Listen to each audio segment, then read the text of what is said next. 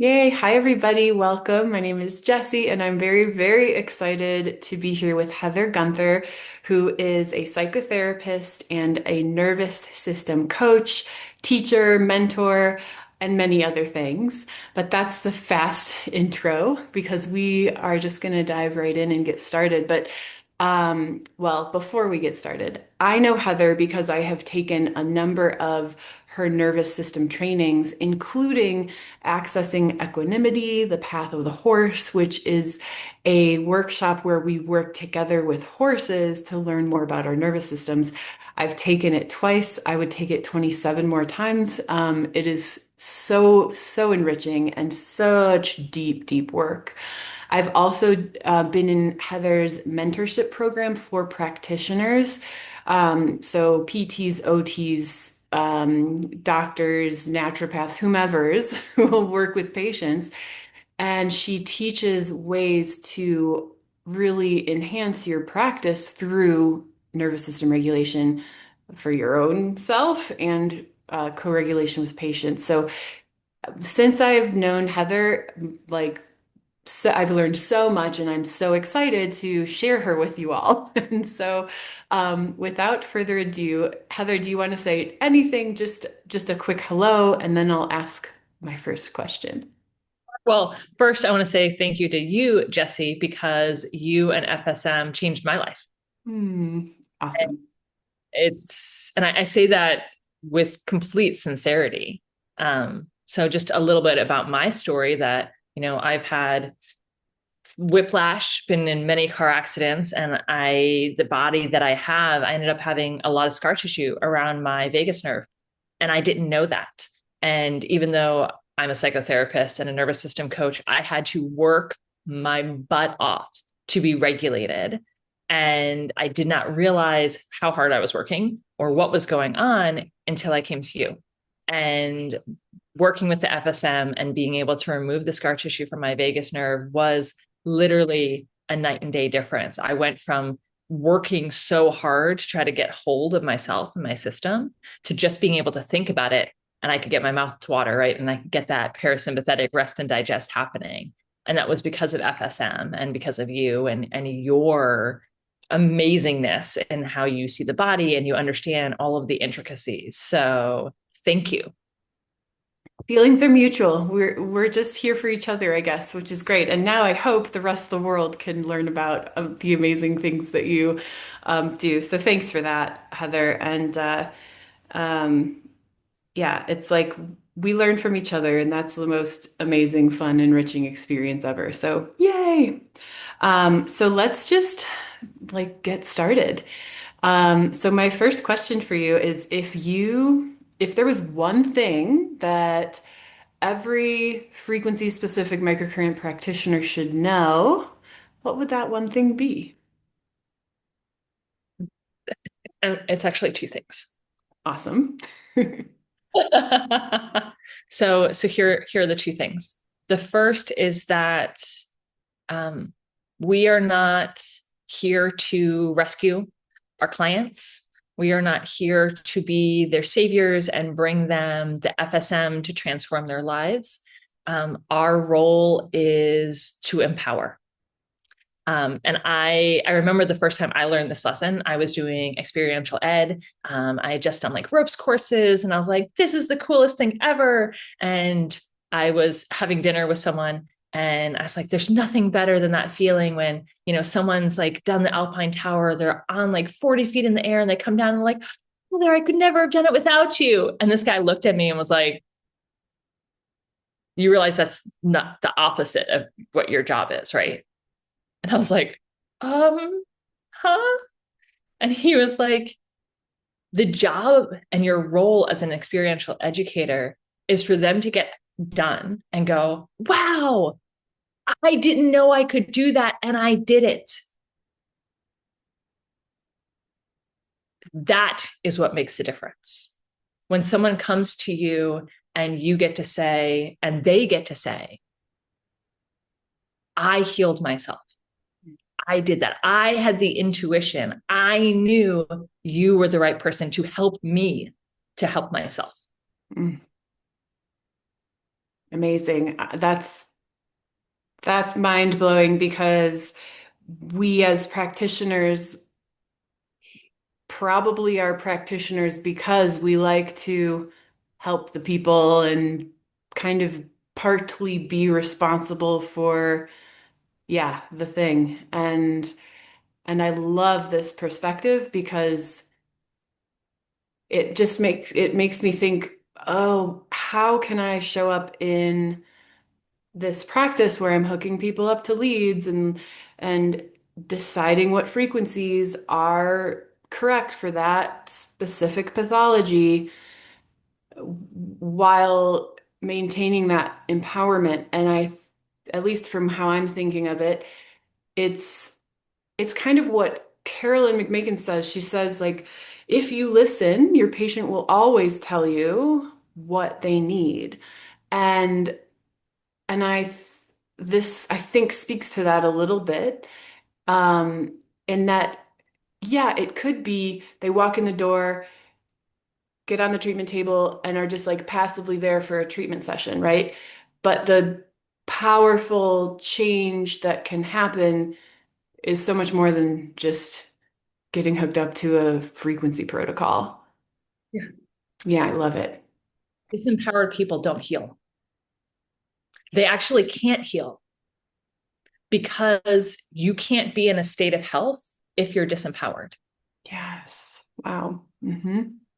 And so if you're in a position where you're passively laying there, receiving this thing, feeling out of control, feeling at the whim of someone else without agency, that is not a state of regulation. That is not a state of health. That is not a state that can heal. And if we don't help our clients get there, they just go from you to the next person, to the next person, to the next person, to the next person. Which is like everyone I've ever seen has been to at least three other practitioners before me and sometimes 27 others. Yes, totally. And they're spending thousands and sometimes six figures, right? Trying to reclaim their health, which they don't have because they feel disempowered. Yeah, wow.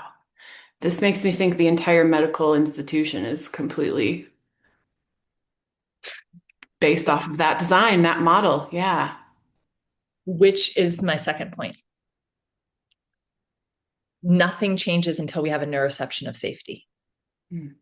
That's Alan Shore's work, right? Alan Schore is a therapist who realized that it's the relationship, right, that allows us to entrain our system when we're infants into having access to what regulation feels like, what safety feels like. If we can't help ourselves feel safe, we can't be healthy. Wow. So, neuroception of safety, can we just define that for people who maybe haven't heard that term before? I mean, you kind of did just define it, but just a little more explicitly. Like how I like to break it down. It is your cells feeling safe, and it's you having the perception of the safety of your cells. Beautiful. I like that we're talking about the cells Yeah.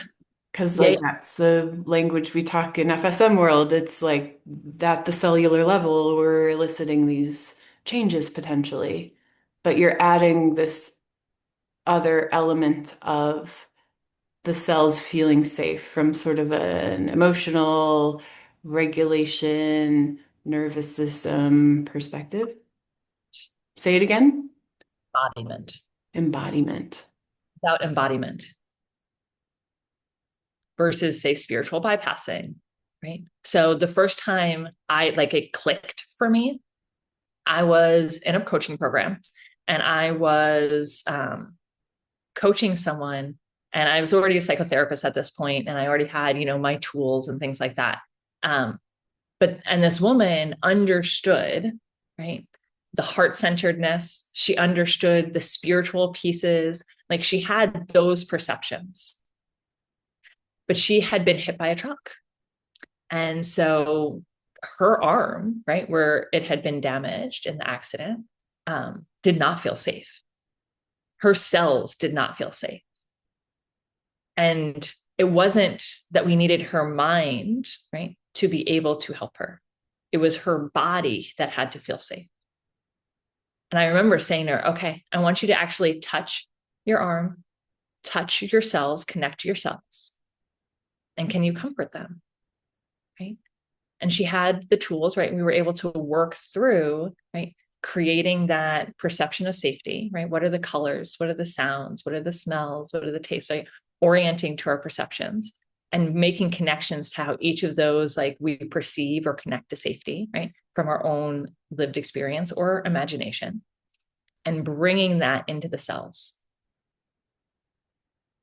And she was able to use her hand after that and her arm. That's amazing. That's miraculous. The cells need to feel safe. Hmm.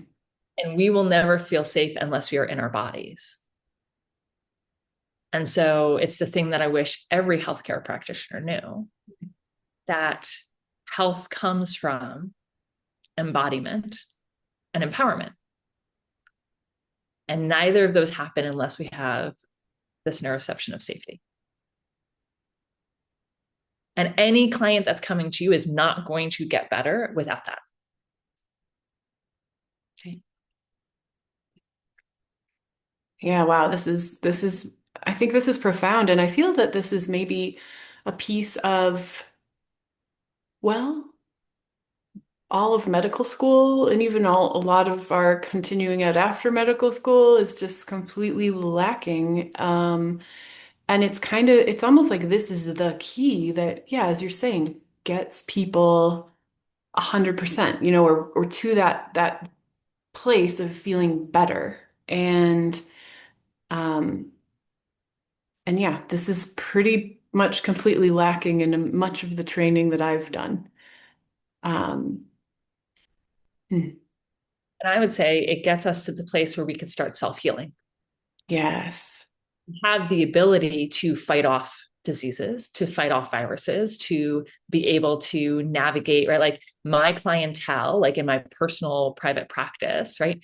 The people that I end up coaching, right? The adults, have been to everybody, right? And so they often have so many diagnoses, like mast cell, fibromyalgia, chronic inflammation, autoimmune diseases, Lyme disease, sometimes all of it, right? They've been to everybody, right? And across the board, there's a feeling of I'm not safe. And if you're not safe, you're also probably not in your body. And if you're not in your body is being run by a puppet master versus someone who's actually there helping you feel safe. And it all comes back to early relational trauma. But you don't have to go into relational trauma in order to get a neuroception of safety. Like, you don't have to be a psychotherapist. In fact, I see people transform faster with coaching sometimes than with psychotherapy, because we're not about reliving it. It's about, I'm not feeling safe. What are the tools and resources to help feel safe? And every healthcare practitioner can help someone with that. I love that so much. It's so empowering for like all parties involved because I'll be honest, I was prepping for today and I was like, well, I'll ask Chat GPT what are some questions I should ask, for blah blah blah, right? And it came up with it was all of these about like when to refer out to a psychotherapist. And I'm like, I'm not asking for or like whomever. It's like when to refer out was a lot of the questions. Like, no, I want to know like what can I actually do in the moment? Like that's what's missing from my education in medical school. That's what's been missing all along. And and I do have people that, you know, been to the been to somebody for like 27 years and aren't making big progress with their therapy or whatever. Yeah.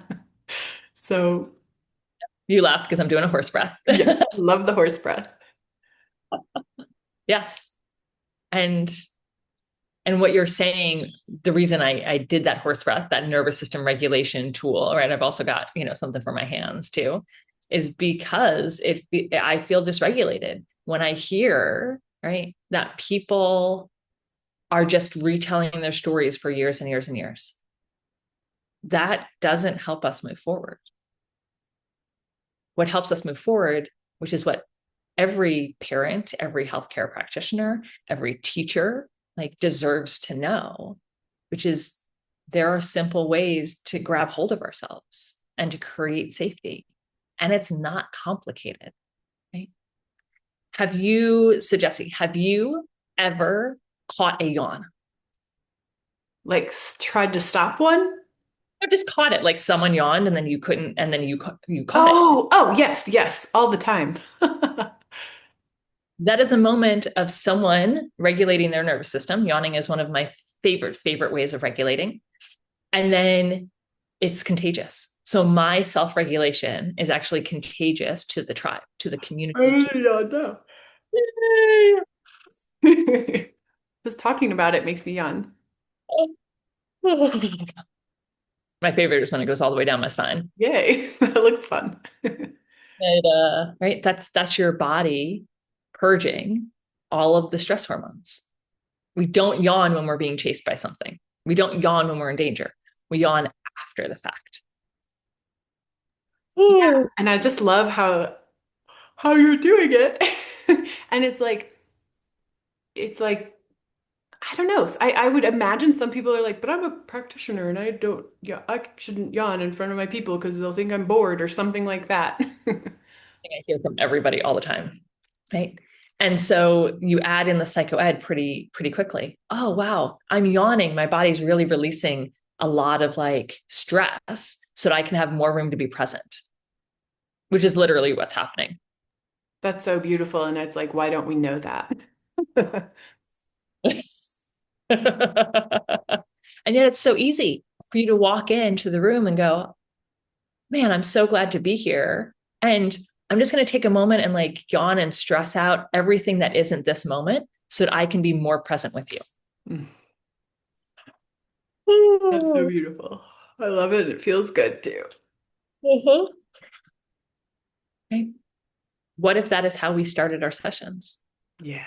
So simple. It's like a tiny thing you can do, and you're educating, you're giving nervous system, like this is, you could bill it as NMR, neuromuscular rehabilitation. Like this is definitely something that could easily be implemented and it doesn't take long and it's impactful. Like I already feel like a little more relaxed and just like present just It's a, from win- that. Say that one more time. it's a win for everybody. You, as the practitioner, get to center yourself and you get to choose to be present. You're like, oh, I deserve to be connected to myself, even as I'm serving other people. Right. And you're putting on your oxygen mask first, right? I'm going to take care of myself. And in taking care of myself, as I create a neuroception of safety for myself and offer myself presence, right, and support, it's contagious because yawns are contagious. And then, right, your client gets offered that as well. Oh, so good. I feel, And it doesn't have to be a real yawn, yeah. right? I haven't had a full yawn this whole time. It's just little micro yawns, right? And that's okay because each micro yawn is relaxing the system a little bit more, is opening and purging and making room a little bit more, right?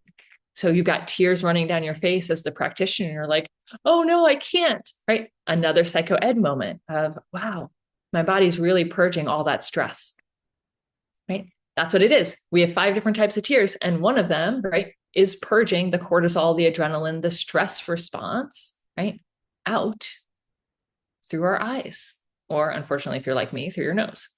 Um, and Just need some extra tissues. It's okay. Yeah. you get to normalize it. Yeah, Oh, it's it beautiful. doesn't matter how you identify in the body that you've got. bodies purge cortisol and stress hormones through tears.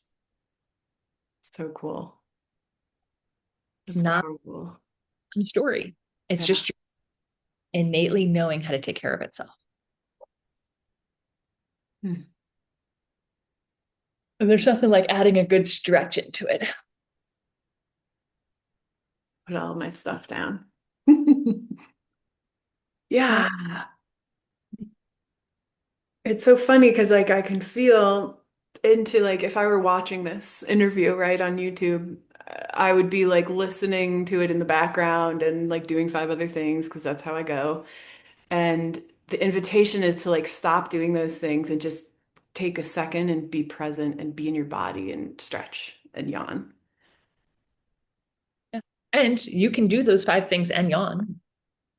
Good point. Appreciate that. Yeah. Yeah. Yeah. You can make room for both. And you don't have to sacrifice your productivity in order to create a sense of safety.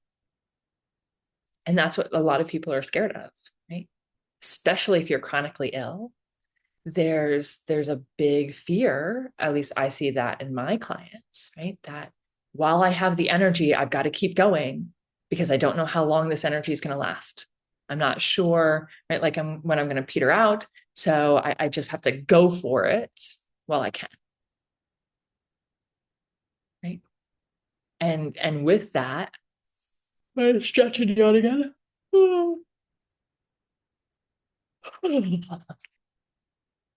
Right? That fear perpetuates more exhaustion. Right? And the goal is, can we just add in tiny, tiny, tiny bits, tiny moments of safety throughout our day, right? So that we can reduce some of that wear and tear on our body. So we have more capacity. And the more we have capacity, the more we can self-heal, the more we can access our nervous system the way it's meant to be accessed. And now I can feel the dripping on my nose. Yep, I'm wiping my eyes, not because I'm sad, just because I was yawning and parasympathetic response. You're like getting some tears going, getting some fluids flowing. And yeah, this is so cool. Something that you're saying, I just makes me wonder a question because the empowerment of patients or clients of yours, the that what word did you use? Self-healing, right? Like ultimately self-healing. Is that, would you say that's like your mission or your goal as a practitioner, as someone who works with people, or if not, what would you say your sort of like why you're here, like what you're here to do, um, as a practitioner in the world or as a human in the world? Oh, wow. The reason I'm asking is because in the mentorship program, we're like building our mission and vision and just like asking those questions of ourselves. Like, what are you here for as a practitioner? Like, what are you actually like on this planet to do? And so maybe it's putting you too much on the spot, but I'm just curious how you would answer that. I'm actually going to push back against it, actually, because I I have these big visions for, right, like being able to bring nervous system support and neuroception of safety support into schools. I see how we could bring this, like these teeny tiny little tools into lunchtime in every single school, every elementary school. If we started with like, before we eat, everybody takes a yawn and a stretch, and we like do different tools on different days, right? And we just offered a moment, 60 seconds, right?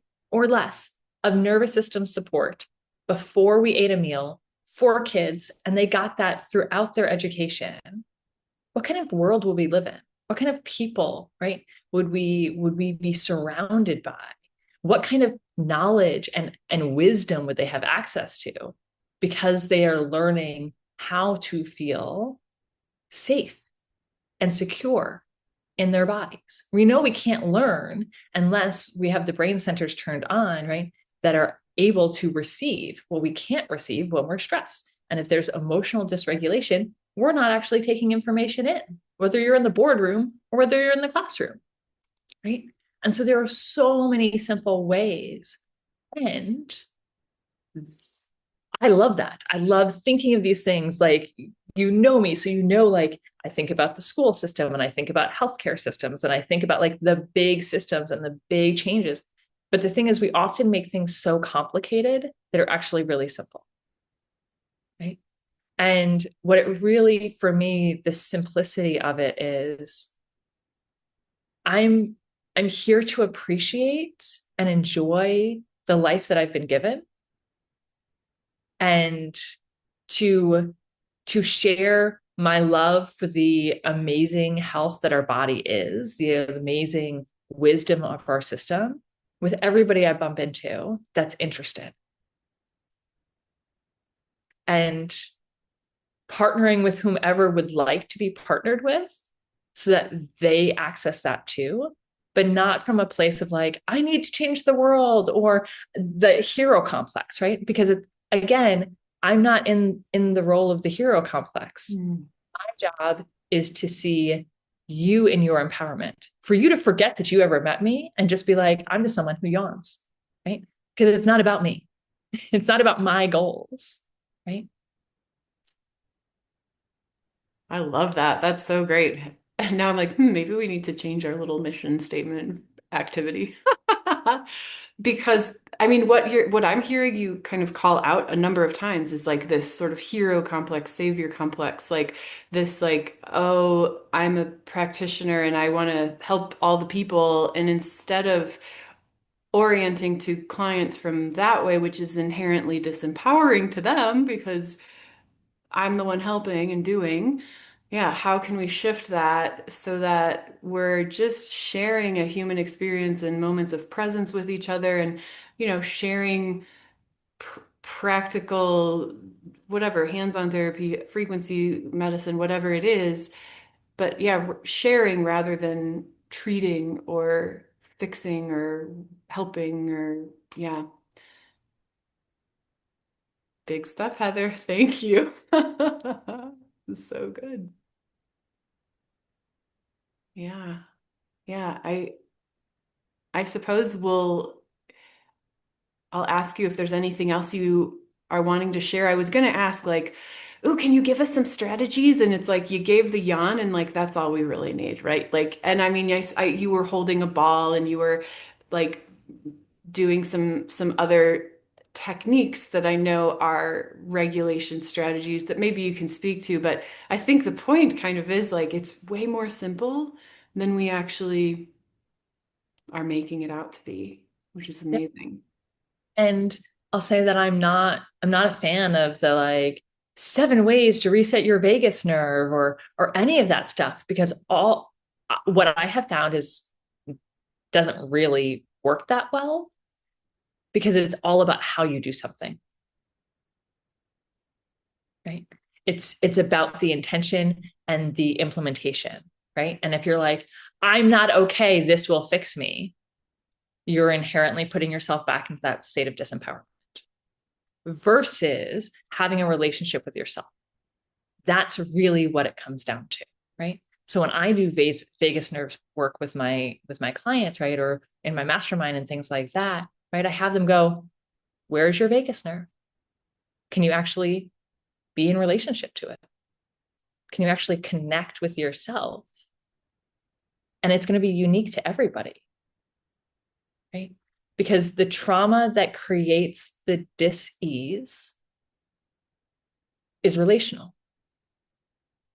And it is only through relationships that we heal.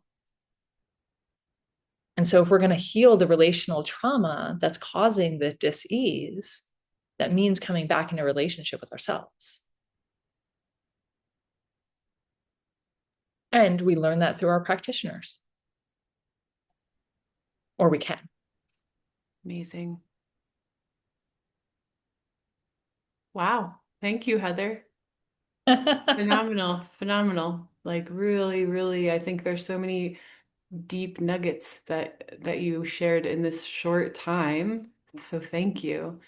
And thank you for all the work that you've done, in your own journey and kind of it whenever I speak with you, I feel like you're just pulling from like all of these different places and like creating this very cohesive little package that's like very integrated. And I really admire that and appreciate it because it's like, wow, it is that simple, which is profound. Like, because we can literally, after like listening to this video, change one thing about how we start a visit and that can change everything. So, so cool. Yeah. And thank you for asking the questions and for the mentorship and the wisdom that you share. What you do always blows me away. Like you know the numbers and the frequencies and just your intimate relationship with the body is just incredible. So yeah, it's a pleasure to work with you and to connect with you and yeah, this is what I love, right? Like that's why I teach. It's why I have masterminds to work with practitioners and why I do the individual work because I think everybody deserves to have access to themselves. It's amazing. Thank you. Um, and if people were wanting to work with you, either like what are some of the options? Do you have one-on-ones with or the mastermind or what's the best way for someone to get started if they were like, okay, I need more of Heather? Well, I do mentorship. So if you are a practitioner and you're looking for mentorship about how to look at your practice and how you support other people. There's that one-on-one way to do that. If you realize, oh, I could use some of these skills for myself, right? I also do the coaching in that form as well. And then I have my mastermind, which is a monthly way for us to get together. And in that, we do hot seats, which is, I think, so valuable because then you learn from each other and you get to bring up your case to me and we spend 15 minutes working specifically on the case that you've got and then you hear everybody else's cases and all of that feedback and then I do a monthly teaching as well in the mastermind and then as you mentioned I do things like my retreats and my intensives through accessing equanimity because I'm also an equine therapist and I offer the chance to do the deep embodiment work by getting away from everything, right? And spending 3 to 5 days out of your world and deeply in nature with horses, with whales, in water, right? Like there's different ways that the different ways I do retreats because, I'm a deeply connected water person. So I try to be around water as much as possible. So I bring that into retreat form as well. And then I also have a partnership with Eve Ellis, and we do an online training for accessing equanimity, going into the depth of the nervous system and relationship and attachment and the neuroscience and really nerding out. And so if you're interested in like all of that nerding out piece, and that includes some mentorship each month as well for that program. So those are the different ways that you can find me and work with me. Amazing. And wherever this video ends up, below the video will be links to how to find Heather in all of those places. So thank you, Heather. Thank you so much. It was great chatting with you. We'll hopefully do this again sometime soon. Thanks everybody for tuning in.